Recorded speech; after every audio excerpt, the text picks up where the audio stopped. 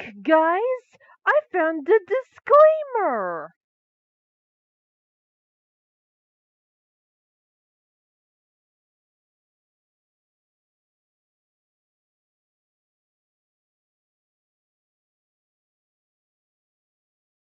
Warning: this creepypasta is made up and not real. It also contains themes that are not suitable for younger viewers.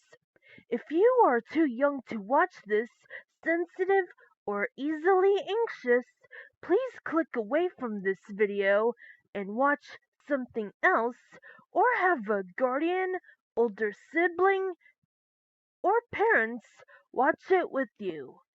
Viewer discretion is advised.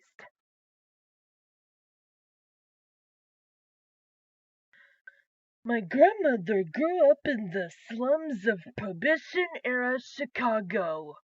Her family lived in a small near the harbor, and one of her earliest memories was of a particularly hot summer when, seeking respite from the heat, she and her sister discovered a seldom used section of boardwalk near an abandoned warehouse.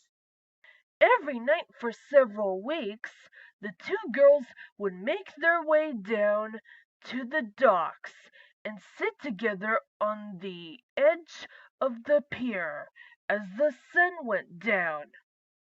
My grandmother vividly, and for a time fondly, recalled the feel of the seaweed between her toes as she and her sister dangled their feet into the murky water.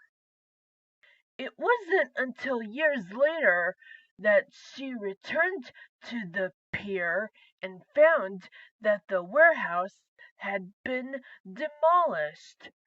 Curious, she made an inquiry with the Department of Planning and Development.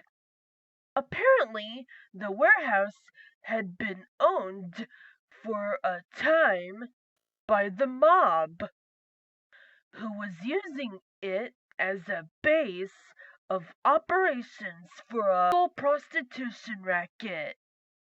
It had only been uncovered when an associate began disposing of rival hookers by fitting them with concrete shoes and dumping them into the harbor.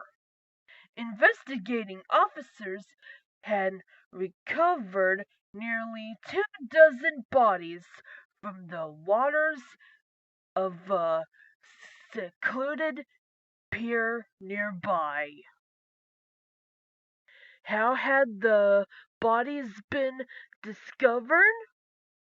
A passing fisherman spotted some of the victim's hair floating near the surface of the water like seaweed.